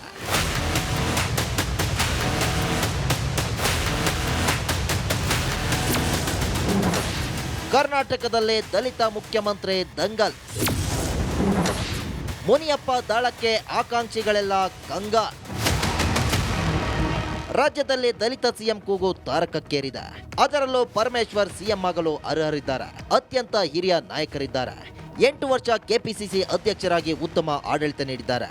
ಪರಮೇಶ್ವರ್ ನಾವು ಎಲ್ಲರೂ ಶಿಸ್ತಿನ ಸಿಪಾಯಿಗಳು, ನಾವೆಲ್ಲರೂ ಹೈಕಮಾಂಡ್ಗೆ ಬದ್ಧರಾಗಿರ್ತೇವೆ ಎಂದು ಮುನಿಯಪ್ಪ ಹೇಳಿದ್ದಾರೆ. ಡಾಕ್ಟರ್ ಪರಮೇಶ್ವರ್ ಅವರು ಅತ್ಯಂತ ಹಿರಿಯ ನಾಯಕರು. ಅವರು ಬಹುತೇಕ ಪ್ರದೇಶ್ ಕಾಂಗ್ರೆಸ್ ಸಮಿತಿ ಅಧ್ಯಕ್ಷರಲ್ಲಿ 8 ವರ್ಷ ಅಧ್ಯಕ್ಷರಾಗಿರೋರು. ಸ್ವತಂತ್ರ ಸ್ವತಂತ್ರ ಬಂದ ಮೇಲೆ ಅವರೊಬ್ಬರೇ 8 ವರ್ಷ ಅವರು ಡೆಪ್ಯೂಟಿ ಚೀಫ್ ಮಿನಿಸ್ಟರ್ ಆಗಿದ್ದರು. ಈ ಗೃಹ ಸಚಿವರು ಇದ್ದಾರೆ. ಅತ್ಯುತ್ತಮವಾದಂಥ ಆಡಳಿತವನ್ನು ಮಾಡ್ತಾ ಇದ್ದಾರೆ. ಅವರು ಕೂಡ ಅರ್ಹರಿದ್ದಾರೆ. ಎಲ್ಲ ಅರ್ಹತೆಗಳು ಇದೆ. ಹೈಕಮಾಂಡ್ ಸಿಎಂ ಆಗಿ ಅಂದ್ರೆ ರೆಡಿ. ನಾವೆಲ್ಲರೂ ಒಟ್ಟಿಗೆ ಕೂಡ ಶಿಸ್ತಿನ ಸಿಪಾಯಿಗಳು. ಕಾಂಗ್ರೆಸ್ ಪಾರ್ಟಿ ಹೈಕಮಾಂಡ್ ಏನು ತೀರ್ಮಾನ ಮಾಡ್ತದೋ ಅದಕ್ಕೆ ಬದ್ಧವಾಗಿರ್ತೇವೆ. ಒಂದು ವೇಳೆ ಕಾಂಗ್ರೆಸ್ ಹೈಕಮಾಂಡ್ ತಮ್ಮ ಹೆಸರು ಸೂಚನೆ ಮಾಡಿದ್ರೆ ತಾವು ಸಿಎಂ ಆಗೋದಕ್ಕೆ ಸಿದ್ಧನಾ ಸರ್? ಹೈಕಮಾಂಡ್ ಏನು ತೀರ್ಮಾನ ಮಾಡ್ತದೆ ಅದಕ್ಕೆ ಬದ್ಧವಾಗಿರ್ತೇವೆ. ನೀವು ನಾನು ರೆಡಿ ಇದ್ದೀನಿ ಅಂತ ಬರೆಯೋಕೆ ಅವಕಾಶ ಇಲ್ಲ. ಅಲ್ಲ, ನೀವು ಅದನ್ನೇ ಬರೀತೀರಿ ಅಂತ ಗೊತ್ತು ನನಗೆ. ಅದೇನೂ ಇಲ್ಲ. ಹೈಕಮಾಂಡ್ ಏನು ಹೇಳಿದ್ರೆ ಅದೇ ತೀರ್ಮಾನ. ಮುನಿಯಪ್ಪನವರೇ ಮುಖ್ಯಮಂತ್ರಿ ಆಗಬೇಕು. ಸಂಪುಟ ಸಹೋದ್ಯೋಗಿ ಪರ ಪರಂ ಬ್ಯಾಟಿಂಗ್. ಮುನಿಯಪ್ಪನವರು 7 ಬಾರಿ MP ಆದವರು. ಅವರು ಅದು MP 7 ಬಾರಿ ಆಗೋದು ಅಂದರೆ ಏನು ಸಾಮಾನ್ಯ ಅಲ್ಲ. ಅವರು ಹಿರಿಯರಿದ್ದಾರೆ. ಮತ್ತು ಅವರು ಕೇಂದ್ರದಲ್ಲಿ ಸಚಿವರಾಗಿದ್ದವರು. ಕೇಂದ್ರದಲ್ಲಿ ಸಚಿವರಾಗಿ ಬಂದು ರಾಜ್ಯದಲ್ಲಿ ಸಚಿವರಾಗಿದ್ದಾರೆ. ಸಮರ್ಥರಿದ್ದಾರೆ. ಅರ್ಹತೆ ಇದೆ. ಅದರಲ್ಲಿ ಏನು ತಪ್ಪಿದೆ? ಮುನಿಯಪ್ಪನವರು ಮುಖ್ಯಮಂತ್ರಿ ಆದರೆ ನಾನು ಸಂತೋಷ ಪಡೋನೆ. ಯಾಕೆಂದರೆ ನಾವೆಲ್ಲ ಒಂದು ವರ್ಗಕ್ಕೆ ಸೇರಿದ್ದೇವೆ. ಆದರೆ ಆ ವರ್ಗಕ್ಕೆ ಅವಕಾಶ ಸಿಗ್ತಲ್ಲ ಅನ್ನುವಂಥದ್ದು ಸಂತೋಷ ಆಗುತ್ತೆ. ಒಂದು ವೇಳೆ ಸಿದ್ದರಾಮಯ್ಯರನ್ನ ಕೆಳಗಿಳಿಸಬೇಕಾದ ಸ್ಥಿತಿ ಬಂದ್ರೆ ಖರ್ಗೆ ಕೂಡ ರೇಸ್ಗೆ ಎಂಟ್ರಿ ಕೊಡ್ತಾರೆ. ದಲಿತ ನಾಯಕ ಮುಖ್ಯಮಂತ್ರಿ ಆಗೋದಾದ್ರೆ ಡಿಕೆ ಶಿವಕುಮಾರ್ ಕೂಡ ಒಪ್ಪಿಕೊಳ್ಳುವ ಸಾಧ್ಯತೆ ದಟ್ಟವಾಗಿದೆ. Bureau report, republic Kannada.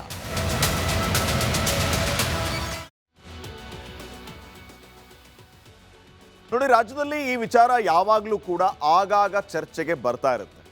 ದಲಿತ ಸಿಎಂ ರೇಸ್ನಲ್ಲಿ ಯಾರ್ಯಾರಿದ್ದಾರೆ? ಹಾಗಿದ್ರೆ ಈಗ ಪರಮೇಶ್ವರ್ ಅವರು ಹೇಳ್ತಾ ಇದ್ರು, ಮುನಿಯಪ್ಪ ಅವರು ಸಿಎಂ ಆದರೆ ನಾವು ಸ್ವಾಗತಿಸ್ತೇವೆ. 7 ಬಾರಿ ಅವರು MP ಆದಂಥ ವಿಚಾರ ಏನು ಸಾಮಾನ್ಯ ಅಲ್ಲ, ಸೆಂಟ್ರಲ್ ಮಿನಿಸ್ಟರ್ ಆಗಿದ್ದಂಥವ್ರು ಅಂತ ಹೇಳಿ. ಹಾಗಿದ್ರೆ ಅಸಲಿಗೆ ಕಾಂಗ್ರೆಸ್ನಲ್ಲಿ ಒಂದು ಪಕ್ಷ ಹೈಕಮಾಂಡ್ನವರು ದಲಿತ ಸಮುದಾಯದವರನ್ನ ಸಿಎಂ ಮಾಡ್ತಾರೆ ಅಂತಾದರೆ ಯಾರ್ಯಾರಿದಾರಪ್ಪ ರೇಸಲ್ಲಿ ಅನ್ನೋದನ್ನ ನೋಡ್ತಾ ಹೋಗೋಣ. ಮೊದಲೇದಾಗಿ ಮಲ್ಲಿಕಾರ್ಜುನ್ ಖರ್ಗೆ ಅವರು.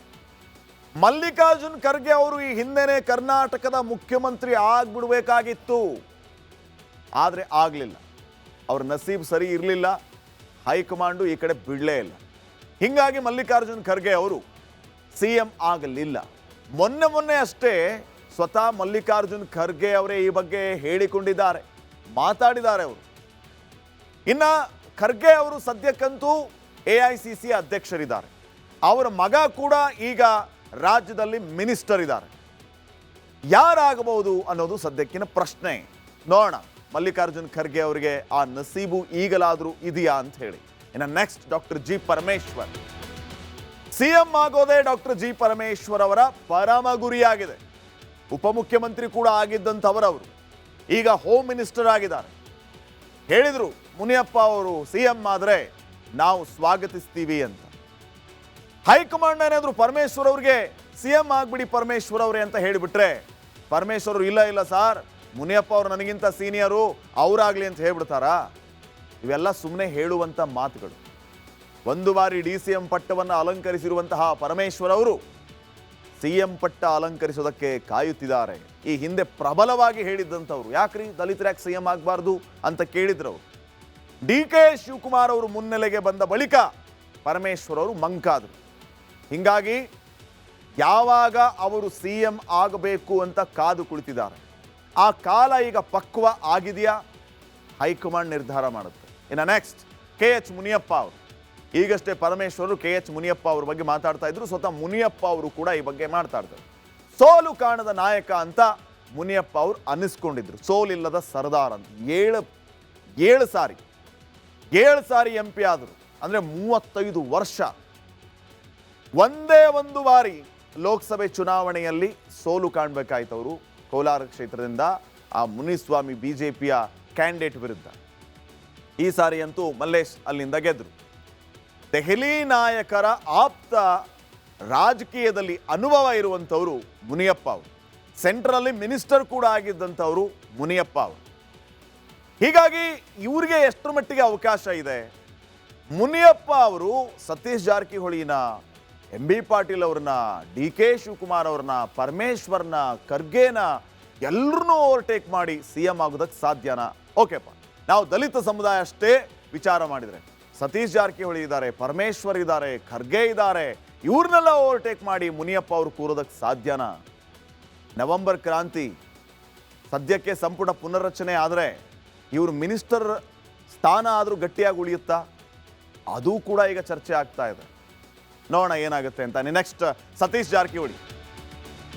ಜಾರಕಿಹೊಳಿ ಅವರಿಗೆ CM ಆಗುವ ಎಲ್ಲ ಅರ್ಹತೆಗಳು ಕೂಡ ಇದೆ. ಹೋದಲ್ಲಿ ಬಂದಲ್ಲಿ ಮುಂದಿನ CM ಸತೀಶ್ ಜಾರಕಿಹೊಳಿ ಅಂತ ಈಗಾಗಲೇ ಘೋಷಣೆಗಳನ್ನು ಕೂಗ್ತಾ ಇದ್ದಾರೆ ಅವರ ಅಭಿಮಾನಿಗಳು, ಬೆಂಬಲಿಗರು. ಇನ್ನು ಉತ್ತರ ಕರ್ನಾಟಕ ಮತ್ತು ವಾಲ್ಮೀಕಿ ಸಮುದಾಯದ ಒಬ್ಬ ನಾಯಕ ಸತೀಶ್ ಜಾರಕಿಹೊಳಿ. ಜಾಸ್ತಿ ಮಾತಾಡಲ್ಲ, ಮಾತಾಡಿದರೆ ಪಕ್ಕದಲ್ಲಿ ಕೂತವ್ರಿಗೂ ಕೇಳಿಸಲ್ಲ, ಆದರೆ ಕೆಲಸ ಮಾಡ್ತೀನಿ ಅನ್ನುವಂತಹ ವಿಶ್ವಾಸ ಜಾರಕಿಹೊಳಿ ಅವರಿಗೆ. ನೋಡ ಇವರ ನಸೀಬು ಎಷ್ಟರ ಮಟ್ಟಿಗೆ ಇದೆ ಅಂತ ಹೇಳಿ. ಇನ್ನು HC ಮಹದೇವಪ್ಪ ಅವರಿದ್ದಾರೆ, ಡಾಕ್ಟರ್ ಸಾಹೇಬರು, ಇವ್ರನ್ನ ಮರ್ತೇ ಬಿಟ್ಟಿದ್ವಿ ನಾವು. ಪ್ರಬಲ ದಲಿತ ಸಮುದಾಯಕ್ಕೆ ಸೇರಿರುವಂಥ ನಾಯಕ HC ಮಹದೇವಪ್ಪ ಅವರು. ಇವರು ಏಬಲ್ ಕ್ಯಾಂಡಿಡೇಟೇ, ಜೆಂಟ್ಲ್ಮ್ಯಾನ್ ಪೊಲಿಟಿಷಿಯನ್. ಮಾಧ್ಯಮಗಳಿಗೆ ಸುತ್ತಿ ಬಳಸಿ ಮಾತಾಡ್ತಾರೆ, ನೇರವಾಗಿ ಉತ್ತರ ಕೊಡೋದೇ ಇಲ್ಲ ಇವರು. ನಮ್ಮ ಪ್ರಶ್ನೆಗೆ ಪ್ರಶ್ನೆ ಇರುತ್ತೆ ಅವರು. ನಾನು ದಲಿತ CM ರೇಸ್ನಲ್ಲಿ ಇದ್ದೀನಿ ಅಂತ ಮಹದೇವಪ್ಪ ಅವರು ಹೇಳಿದ್ದಾರೆ. ಏನಾಗುತ್ತೆ ಮಹದೇವಪ್ಪ ಅವರ ನಸೀಬು? ಆಗ್ಬಹುದಾ ಆ ರೀತಿ ಒಂದು ಪಕ್ಷ ದಲಿತರನ್ನ CM ಮಾಡೋದಕ್ಕೆ ಕಾಂಗ್ರೆಸ್ ಹೈಕಮಾಂಡ್ ಒಪ್ಪಿದ್ದಾರೆ? ಯಾಕೆ ಆಗಬಾರ್ದು ಅನ್ನುವಂಥದ್ದು ಮಹದೇವಪ್ಪ ಅವರ ಪ್ರಶ್ನೆ. ಇನ್ನ last but not least Priyank Kharge. Mallikarjun Kharge ಅವರ ಸುಪುತ್ರ ಪ್ರಿಯಾಂಕ್ ಖರ್ಗೆ, ಇವರೂ ಕೂಡ CM ರೇಸ್ನಲ್ಲಿ. ಹೈಕಮಾಂಡ್ ಪ್ರಿಯಾಂಕ್ ತಂದೆ ಕೈಯಲ್ಲಿದೆ, ಮಲ್ಲಿಕಾರ್ಜುನ್ ಖರ್ಗೆ ಅವರು. ಇನ್ನು RSS ವಿರುದ್ಧದ ಸೈದ್ಧಾಂತಿಕ ಸಮರದಲ್ಲಿ ಮೇಲುಗೈ ಅನ್ನೋದಕ್ಕಿಂತ RSS ವಿರುದ್ಧದ ತಮ್ಮ ನಿರ್ಧಾರಗಳ ಮೂಲಕ ಸೌಂಡ್ ಮಾಡಿದಂಥವರು ಪ್ರಿಯಾಂಕ್ ಖರ್ಗೆ ಅವರು. ಈ ಪ್ರಿಯಾಂಕ್ ಖರ್ಗೆ ಅವರು ಈ ರೀತಿಯ ನಿಲುವಿನ ಮೂಲಕ ಹೈಕಮಾಂಡ್ಗೆ ಹತ್ತಿರವಾಗ್ತಾ ಇದ್ದಾರಾ ಅಥವಾ CM ರೇಸ್ನಲ್ಲಿ ಇದ್ದೀನಿ ಅನ್ನುವಂಥ ಸಂದೇಶವನ್ನು ಸಾರ್ತಾ ಇದ್ದಾರಾ? ಇದು ಸದ್ಯಕ್ಕಿನ ಪ್ರಶ್ನೆಯಾಗಿದೆ. ಇದೆಲ್ಲವನ್ನು ಮೀರಿ ಈಗಾಗಲೇ DCM ಆಗೋದಕ್ಕೆ ತಯಾರಿಯನ್ನ ನಡೆಸಿದ್ದಾರೆ ಅನ್ನುವಂಥ ಸುದ್ದಿಯೂ ಕೂಡ ಇದೆ ಪ್ರಿಯಾಂಕ್ ಖರ್ಗೆ ಅವರು. ಕಾಲಾನಂತರದಲ್ಲಿ CM ಕುರ್ಚಿಗೆ ಲಾಬಿಯನ್ನು ನಡೆಸಬಹುದು. ಪ್ರಿಯಾಂಕ್ ಖರ್ಗೆ ಅವರು IT ಸಚಿವರಾಗಿದ್ದಾರೆ, ಇವರು ಕೂಡ ಮುಖ್ಯಮಂತ್ರಿ ರೇಸ್ನಲ್ಲಿದ್ದಾರೆ. ಅಂದರೆ ದಲಿತ CM ರೇಸ್ನಲ್ಲಿ ಅರ್ಹತೆ ಇದೆ ಅಂತ ಹೇಳಿ ಅನೇಕರು ಮಾತಾಡ್ತಾರೆ. ನೋಡೋಣ ಪ್ರಿಯಾಂಕ್ ಖರ್ಗೆ, ಮಲ್ಲಿಕಾರ್ಜುನ್ ಖರ್ಗೆ ಅವರಿಗೆ ಒಲಿಯದ ಪಟ್ಟ ಪ್ರಿಯಾಂಕ್ ಖರ್ಗೆ ಅವರಿಗೆ ಏನಾದರೂ ಒಲಿಯಬಹುದಾ ಭವಿಷ್ಯದಲ್ಲಿ? ಕಾದ್ ನೋಡೋಣ. ಇನ್ನು ನೆಕ್ಸ್ಟ್ ಕರ್ನಾಟಕದ ಚಿತ್ತಾಪುರದತ್ತ ಅಂತ ನಾವು ಹೇಳ್ತಾ ಇದ್ವಿ. RSS ಪಥಸಂಚಲನದ ವಿಚಾರವಾಗಿ ಸರ್ಕಾರಕ್ಕೆ ಇವತ್ತು ಭಾರಿ ಮುಖಭಂಗ ಆಗಿದೆ. ಪ್ರಿಯಾಂಕ್ ಖರ್ಗೆ ಒಂದು ಪತ್ರ ಬರೆದ್ರು. ಆ ಪತ್ರವನ್ನ ನೋಡಿ ಸಿದ್ದರಾಮಯ್ಯ ಅವರು ಒಪ್ಪಿಗೆ ಕೊಟ್ಟು ನಿರ್ಬಂಧವನ್ನ ಹೇರಿಬಿಟ್ರು. ಪ್ರಿಯಾಂಕ್ ಖರ್ಗೆ ಮಾತು ಕೇಳಿದ ಕಾಂಗ್ರೆಸ್ ಸರ್ಕಾರಕ್ಕೆ ಈಗ ಭಾರಿ ಮುಜುಗರ ಆಗ್ಬಿಟ್ಟಿದೆ. ಸರ್ಕಾರದ ನಿರ್ಬಂಧ ಆದೇಶಕ್ಕೆ ಹೈಕೋರ್ಟ್ ತಡೆಯನ್ನ ನೀಡಿದೆ. ನೀವು ವೈಯಕ್ತಿಕ ಹಿತಾಸಕ್ತಿಯಿಂದ ಮಾಡಿದಂತಿದೆ ಅಂತ ಅಭಿಪ್ರಾಯವನ್ನ ಪಟ್ಟಿದೆ ಪೀಠ. ಇನ್ನು ಹಲವು ವಿಚಾರಗಳನ್ನು ಕೂಡ ಹೇಳಿದೆ. ಹಾಗಿದ್ರೆ ಚಿತ್ತಾಪುರದಲ್ಲಿ ಪಥಸಂಚಲನ ನಡೆಯೋದಕ್ಕೆ ಯಾವುದೇ ರೀತಿಯ ವಿಘ್ನ ಇಲ್ಲವ? ಏನೇನು ಆಗಬಹುದು? ಇವತ್ತು ಈ ಪಥಸಂಚಲನದ ವಿಚಾರಕ್ಕೆ ಸಂಬಂಧಪಟ್ಟಂತೆ ಏನೆಲ್ಲ ಬೆಳವಣಿಗೆ ಆಗಿದೆ ಈ ವರದಿ ನೋಡಿ.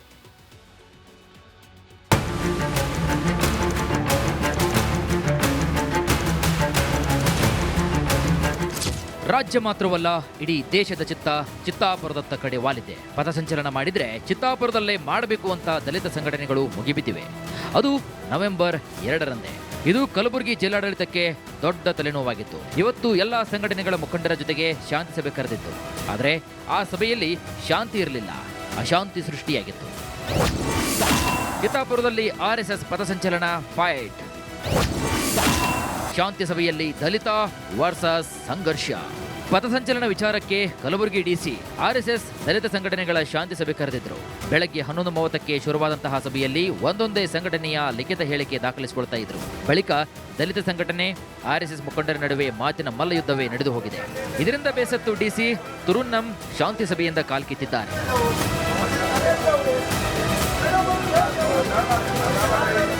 ನವೆಂಬರ್ 2ರಂದು RSS ಪಥಸಂಚಲನ ಮಾಡಿದ್ರೆ ಲಾಠಿ ಬಿಟ್ಟು ಸಂವಿಧಾನ ಪೀಠಿಕೆ ಹಿಡಿಯಲಿ ಅಂತ ಭೀಮ್ ಆರ್ಮಿ, ಜೈ ಭೀಮ್ ಸಂಘಟನೆಗಳು ಆಗ್ರಹಿಸಿತ್ತು. ಇದರಿಂದ ರೊಚ್ಚಿಗೆದ್ದ ಬಿಜೆಪಿ ಮುಖಂಡ ಅಂಬಾರಾಯ್ ಅಷ್ಟಗಿ ಏನ್ ಬೇಕಾದ್ರೂ ಆಗಲಿ, ನಾವು ದಂಡ ಹಿಡಿದೇ ಪಥಸಂಚಲನವನ್ನ ಮಾಡ್ತೀವಿ ಅಂದ್ರು.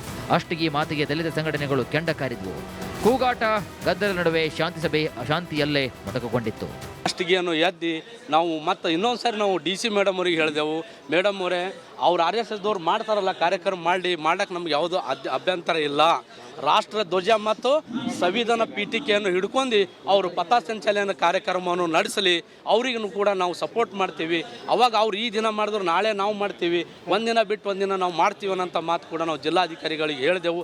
ಅವಾಗ ಇದೇ ಅಂಬಾರೆ ಅಷ್ಟಗಿ ಅಂಥೇಳಿ ಒಬ್ಬ BJP ಲೀಡರ್ ಎದ್ದು ಹೇಳ್ತಾನೆ, ಇಲ್ಲ ಸಂವಿಧಾನದಲ್ಲಿ ಏನು ಹಿಡ್ಕೊಂಡು ನಾವು ಕಾರ್ಯಕ್ರಮವನ್ನು ಮಾಡ್ಬೋದು, ನಾವು ಲಾಠಿ ಹಿಡ್ಕೊಂಡೆ ಪಥಸಂಚಲನವನ್ನು ಮಾಡ್ತೀವಿ ಅಂತ ಹೇಳಿದಾಗ ನಾವೆಲ್ಲರೂ ಎದ್ದು ಅದಕ್ಕೆ ವಿರೋಧಿಸ್ತೀವಿ ಅಂಥೇಳಿ ಅಂದಾಗ ನಮಗೆ ಅವರಿಗೆ ಮಾತಿನ ಚಕ್ಕ ಮುಖ್ಯ. ಶಾಂತಿ ಕಾಪಾಡ್ತಕ್ಕಂಥವ್ರಿಗೆ, ಶಾಂತಿ ನೆಲೆಸ್ಲಿಕ್ಕೆ ಸಲಹೆ ಸೂಚನೆ ಕೊಡ್ತಕ್ಕಂಥವ್ರಿಗೆ ಪೀಸ್ ಕಮಿಟಿ ಮೀಟಿಂಗ್ ಕರಿಬೇಕು. ಆದ್ರೆ ಜಿಲ್ಲಾಡಳಿತ ಯಾಕೋ ಏನೋ ಎಲ್ಲ ರೌಡಿ ಶೀಟರಿಗೆ ಪೀಸ್ ಕಮಿಟಿ ಮೀಟಿಂಗ್ ಕರೆದಾರೆ. ಜೈಲಿಗೆ ಹೋಗಿ ಬಂದವರೇ ಪೀಸ್ ಕಮಿಟಿ ಮೀಟಿಂಗ್ದಾಗ ಕುಂತಾರೆ.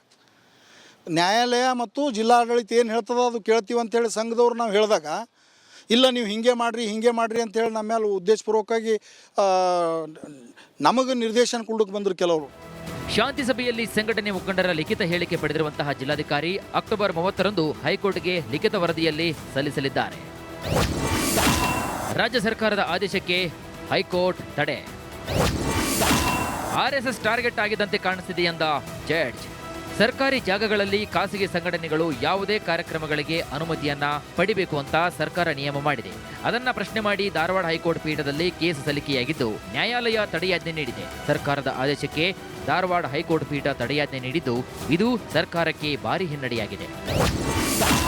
ಹೈಕೋರ್ಟ್ ಹೇಳಿದ್ದೇನು? ಸಾರ್ವಜನಿಕ ಸ್ಥಳಗಳಲ್ಲಿ 10 ಜನ ಸೇರಿದರೆ ಅಪರಾಧವೆಂದು ಸರ್ಕಾರ ಹೇಳಿದೆ. ರಸ್ತೆ, ಪಾರ್ಕ್, ಮೈದಾನ ಪ್ರವೇಶಕ್ಕೆ ನಿರ್ಬಂಧ ವಿಧಿಸಿದ್ದಾರೆ. ಪೊಲೀಸ್ ಕಾಯ್ದೆ ಅಧಿಕಾರವನ್ನು ಸರ್ಕಾರ ಚಲಾಯಿಸಿದೆ. ಸಂವಿಧಾನದ ವಿಧಿ 19 ಸಬ್ ಕ್ಲಾಸ್ 1AB ನೀಡಿರುವಂತಹ ಹಕ್ಕನ್ನ ಸರ್ಕಾರ ಕಿತ್ತುಕೊಂಡಿದೆ. ಸಂವಿಧಾನದ ಹಕ್ಕನ್ನ ಸರ್ಕಾರಿ ಆದೇಶ ಕಿತ್ತುಕೊಳ್ಳಲಾಗದು ಅಂತ ನ್ಯಾಯಮೂರ್ತಿ ಎಂ ನಾಗಪ್ರಸನ್ನ ಅವರಿದ್ದಂತಹ ಪೀಠ ಅಭಿಪ್ರಾಯಪಟ್ಟಿದೆ. ಸದ್ಯ ಕಲಬುರಗಿ ಚಿತ್ತಾಪುರದ RSS ಪಥಸಂಚಲನ ವಿಚಾರವಾಗಿ ಹೈಕೋರ್ಟ್ನ ಕಲಬುರಗಿ ಪೀಠ ಈಗಾಗಲೇ ವಿಚಾರಣೆ ನಡೆಸಿದ್ದು ಚಿತ್ತಾಪುರದಲ್ಲಿನ ಪರಿಸ್ಥಿತಿ ಪರಿಗಣಿಸಿ ಅಕ್ಟೋಬರ್ 30ರಂದು ವರದಿ ನೀಡುವಂತೆ ಕೋರ್ಟ್ ತಿಳಿಸಿದೆ. ಸರ್ಕಾರ ಸಲ್ಲಿಸಿರುವಂತಹ ವರದಿ ಆಧಾರದಲ್ಲಿ ತೀರ್ಪು ನೀಡಬೇಕಾಗಿದೆ. ಆದರೆ ಈಗ ಸರ್ಕಾರದ ಆದೇಶಕ್ಕೆ ಧಾರವಾಡ ಪೀಠ ಮಧ್ಯಂತರ ತಡೆಯಾಜ್ಞೆ ನೀಡಿರುವುದರಿಂದ ಇದು ಕಲಬುರಗಿ ಪೀಠದ ಆದೇಶದ ಮೇಲೂ ಕೂಡ ಪರಿಣಾಮ ಬೀರುವ ಸಾಧ್ಯತೆ ಕೂಡ ಇದೆ. Bureau report, republic Kannada. ಬೆಂಗಳೂರಿನಲ್ಲಿ ಟನಲ್ ಯೋಜನೆಯ ಪಾಲಿಟಿಕ್ಸ್ ನೆಕ್ಸ್ಟ್ ಲೆವೆಲ್ಗೆ ಹೋಗಿದೆ. ಇಷ್ಟು ದಿನ ದೂರ ನಿಂತು ಪರಸ್ಪರ ಟೀಕೆ ಮಾಡ್ತಾ ಇದ್ದಂಥ ನಾಯಕರು ಇವತ್ತು ಪರಸ್ಪರ ಭೇಟಿಯಾದರು. ಇಲ್ಲಿ ನೋಡ್ತಾ ಇದ್ದೀರಿ ಸ್ಕ್ರೀನ್ನಲ್ಲಿ, ಈ ಇಬ್ಬರು ನಾಯಕರು ಇದೇ ಟನಲ್ ವಿಚಾರವಾಗಿ ಅಲ್ಲಿ ನಿಂತು ಅವರು ಮಾತಾಡೋದು, ಇಲ್ಲಿ ನಿಂತು ಇವರು ಮಾತಾಡೋದು. ಈಗ ಹತ್ತಿರಕ್ಕೆ ಬಂದಿದ್ದಾರೆ, ಮಾತಾಡಿದ್ದಾರೆ. ಇದಾದ ಮೇಲೆ DCM ಸಾಹೇಬರು ಒಂದು ಕೌಂಟರ್ ಕೊಟ್ಟರು. ಆ ಕೌಂಟ್ರಿಗೆ ಸೌಂಡ್ ಮಾಡ್ತಾ ಇದೆ. ಏನದು ನೋಡಿ.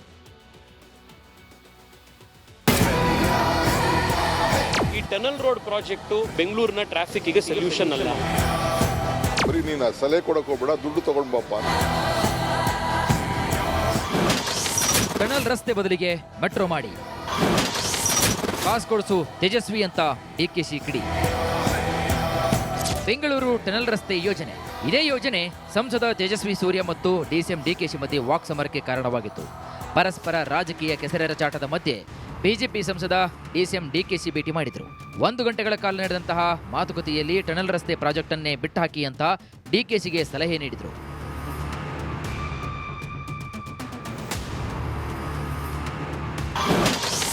ಟನಲ್ ರಸ್ತೆ ಟ್ರಾಫಿಕ್ಗೆ ಮದ್ದಲ್ಲ. ಈ ಟನಲ್ ರೋಡ್ ಪ್ರಾಜೆಕ್ಟು ಈ 18 ಕಿಲೋಮೀಟರ್ನ ಒಂದು ರಸ್ತೆ ಮಾಡುವಂಥದ್ದು ಬೆಂಗಳೂರಿನ ಟ್ರಾಫಿಕ್ಗೆ ಸೊಲ್ಯೂಷನ್ ಅಲ್ಲ. ಬೆಂಗಳೂರಿನ ಟ್ರಾಫಿಕ್ ಸಮಸ್ಯೆಗೆ ಪರ್ಮನೆಂಟ್ ಸೊಲ್ಯೂಷನ್ ಆಗಬೇಕು ಅಂತಂದರೆ ನಮ್ಮ ರಸ್ತೆಗಳಲ್ಲಿರುವಂಥ ವೆಹಿಕಲ್ಗಳ ಸಂಖ್ಯೆ ಕಡಿಮೆ ಆಗಬೇಕು. ಸುಮಾರು 70% ಜನ ಬೆಂಗಳೂರಿನಲ್ಲಿ ಸಾರ್ವಜನಿಕ ಸಾರಿಗೆ ಪಬ್ಲಿಕ್ ಟ್ರಾನ್ಸ್ಪೋರ್ಟನ್ನು ಉಪಯೋಗ ಮಾಡುವಂತೆ ಆಗಬೇಕು. ಮೆಟ್ರೋ ಮಾಡಲು ತೇಜಸ್ವಿ ಸಲಹೆ. ಈ ಟನಲಲ್ಲಿ ಕಾರ್ ತೊಗೊಂಡ್ರು ಮಾತ್ರ ಉಪಯೋಗಿಸಿರೋಲ್ಲ, ಮೆಟ್ರೋನು ಬರಬೇಕು ಅನ್ನೋದು ಹೇಳ್ತಾ ಇದ್ದಾರೆ. ಜಾಸ್ತಿ ಮೆಟ್ರೋನ ಆ್ಯಡ್ ಮಾಡಿ ಅಂತ ಅವ್ರು ಹೇಳ್ತಾ ಇದ್ದಾರೆ. ಮೆಟ್ರೋ ಆ್ಯಡ್ ಮಾಡ್ತಾ ಇದ್ದೀವಿ. ಮೆಟ್ರೋ ಆ್ಯಡ್ ಮಾಡೋಕ್ಕೆ ನಮ್ಮದೇನು ತಯಾರಿಲ್ಲ. ಸೆಂಟ್ರಲ್ ಗೌರ್ಮೆಂಟಿಂದ ದುಡ್ಡು ಕೊಡಿಸಿ ಅಂತ ಹೇಳ್ತಾರೆ. ಬರೀ 10% 12% ದುಡ್ಡು ಬರ್ತಾ ಇದೆ. ಅದಕ್ಕೆ ಅವ್ರೇನು ಪಾಪ ಮಾತಾಡ್ತಾ ಇಲ್ಲ. ಅವರು ಕೆಲವು ಏನೋ ಸಜೆಷನ್ಸ್ ಕೊಟ್ಟಿದ್ದಾರೆ. ಅದನ್ನೆಲ್ಲ ನಾನು ಆಫೀಸರ್ಸ್ ಕೊಡ್ತೀನಿ, ಕೊಟ್ಟು ಮಾಡ್ತೀನಿ. ಒಬ್ಬರು ಹೇಳಿದಂತೆ ಕೇಳೋಕೆ ಆಗಲ್ಲ.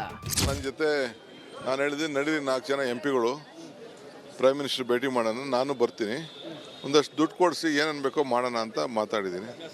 ಸೊ ಅವರು ಟನಲ್, ನಾನು ಹೇಳಿದೆ ಲಾಲ್ಬಾಗ್ ನೀವು ತಿಳ್ಕೊಂಡಂಗೆ 6 ಎಕರೆ ಎಲ್ಲ ಮಾಡ್ತಾ ಇಲ್ಲ. ಒಂದು ಓಪನಿಂಗ್ ಪಾಯಿಂಟು ಎಲ್ಲಿ ಒಂದು ಮೂಲೆಯಲ್ಲಿದೆ ಅಲ್ಲೊಂದು ಪಾಯಿಂಟ್ ಓಪನ್ ಮಾಡಬೇಕು, ಎಲ್ಲರೂ ಒಂದು ಮಾಡಬೇಕಲ್ಲ, ಇಲ್ಲ ನೀವೇ ಜಾಗ ತೋರಿಸಿ ಅಂತ ಹೇಳಿದೆ ನಾನು. ಸೊ ಅವರು ಇಲ್ಲ ಎಲ್ಲ ದೇಶದಲ್ಲೂ ಟನಲ್ ಬೇಡ ಅಂತ ಹೇಳ್ತಾ ಇದ್ದಾರೆ ಅಂತದ್ದು. ನೀನು ಹೇಳ್ದಂಗೆಲ್ಲ ಒಬ್ರು ಹೇಳ್ದಂಗೆ ಕೇಳೋಕ್ಕಾಗಲ್ಲ. ಬರೀ ಸಲಹೆ ಬೇಡ, ದುಡ್ಡು ತನ್ನಿ. ಸಬ್ಬರ್ಬನ್ ರೈಲ್ನ ಜಾಸ್ತಿ ಮಾಡಬೇಕು ಅಂತಾರೆ. ಇನ್ನು ಒಂದು ಮಾಡೋಕ್ಕಾಗಿಲ್ಲ. ಸೆಂಟ್ರಲ್ ಗೌರ್ಮೆಂಟ್ ದುಡ್ಡು ಕೊಟ್ಟಿರ್ತಾನೆ, ಎಲ್ಲ ನಮ್ಮ ಮೇಲೆ ಡಿಪೆಂಡ್ ಆದರೆ ಏನು, ಬರೀ ನೀನು ಸಲಹೆ ಕೊಡಕ್ಕೆ ಹೋಗ್ಬೇಡ, ದುಡ್ಡು ತಗೊಂಡು ಬಾಪ ಅಂತ ಹೇಳಿದ್ದೀನಿ. ಕೇಂದ್ರದಿಂದ ಕಾಸು ತನ್ನಿ ಅಂತ ಸಂಸದರಿಗೆ ಡಿಸಿಎಂ ಡಿಕೆ ಶಿವಕುಮಾರ್ ಮಾತಿನಲ್ಲೇ ಸವಾಲು ಹಾಕಿದ್ದಾರೆ. ಬಿಜೆಪಿ ಸಂಸದರು ಇದಕ್ಕೆ ಅದ್ಯಾವ ರೀತಿ ಸ್ಪಂದಿಸ್ತಾರಾ ಅಥವಾ ಇಲ್ಲಿಗೆ ತಣ್ಣಗಾಗ್ತಾರಾ ಕಾದು ನೋಡಬೇಕಾಗಿದೆ. Bureau report, republic Kannada. Bihar ಚುನಾವಣೆ ಗೆಲ್ಲೋದಕ್ಕೆ ಇಂಡಿ ಕೂಟ ಭರ್ಜರಿ ತಯಾರಿಯನ್ನ ಆರಂಭಿಸಿ ಆಗಿದೆ. ಕರ್ನಾಟಕದ ಮಾದರಿಯಲ್ಲೇ ಗ್ಯಾರಂಟಿಗಳನ್ನ ಘೋಷಿಸೋದಕ್ಕೆ ಸಿದ್ಧತೆ ಕೂಡ ನಡೆದಿದೆ. ಇದರ ಮಧ್ಯೆ ಪ್ರಶಾಂತ್ ಕಿಶೋರ್ ವಿರುದ್ಧ ಒಂದು ಸ್ಫೋಟಕ ಗಂಭೀರ ಆರೋಪವೊಂದು ಕೇಳಿ ಬಂದಿದೆ. ಏನದು ನೋಡಿ.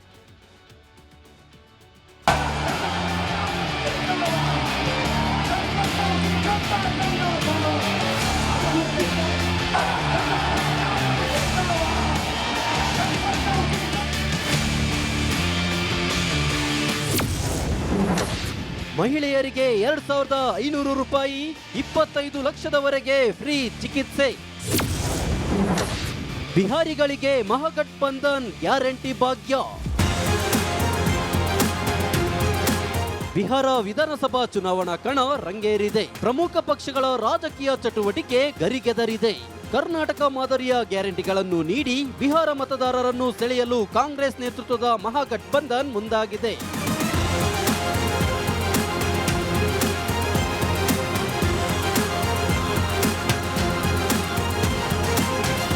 ಮಹಿಳೆಯರಿಗೆ ಪ್ರತಿ ತಿಂಗಳು 2,500 ರೂಪಾಯಿ, 25 ಲಕ್ಷದವರೆಗೆ ಉಚಿತ ವೈದ್ಯಕೀಯ ಚಿಕಿತ್ಸೆ, ಭೂರಹಿತ ಕುಟುಂಬಗಳಿಗೆ ಭೂಮಿ ನೀಡಲಾಗುವುದು ಎಂದು ಮಹಾಗಠಬಂಧನ್ ಘೋಷಿಸಿದೆ.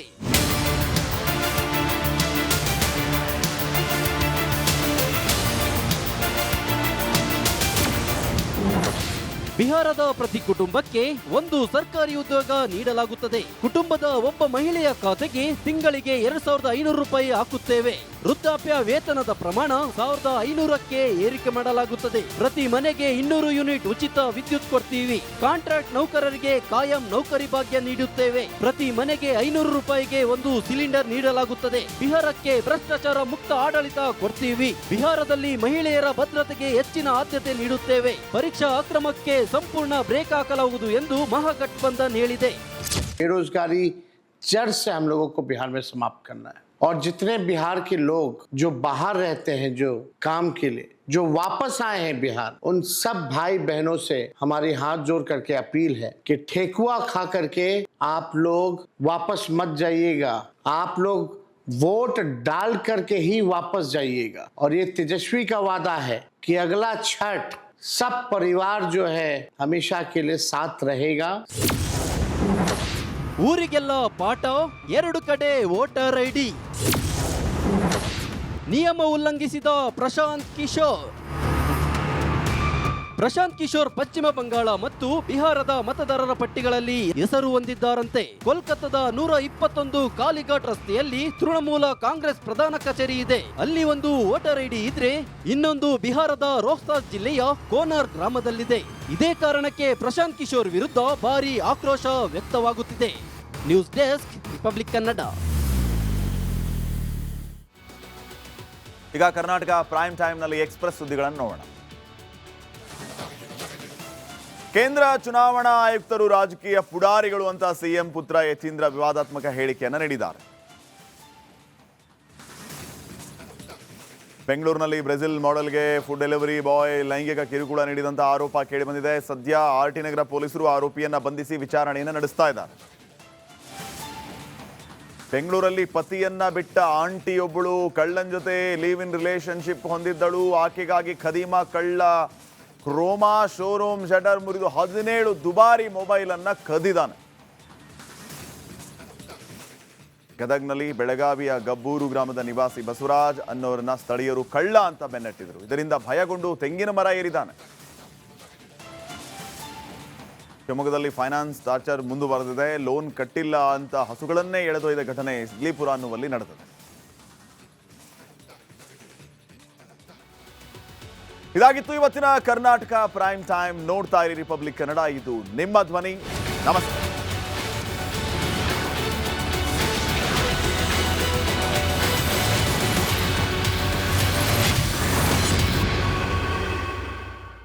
ಆರೋಗ್ಯ ಹಾಗೂ ನ್ಯೂಟ್ರಿಷನ್ ಸಿಗುತ್ತೆ, ನೋಡಿ ಬಾಡಿ ಸ್ಟ್ರಾಂಗ್ ಆಗುತ್ತೆ. ಸ್ವಲ್ಪ ತಿಂದು ಹಸಿವು ನಿಗುತ್ತೆ, ಡೈಜೆಷನ್ಗೆ ಇಲ್ಲ ಅಪಾಯ. MDH ಸೋಯಾ ಟೀ, ಅಸಲಿ ಪ್ರೋಟೀನ್. MDH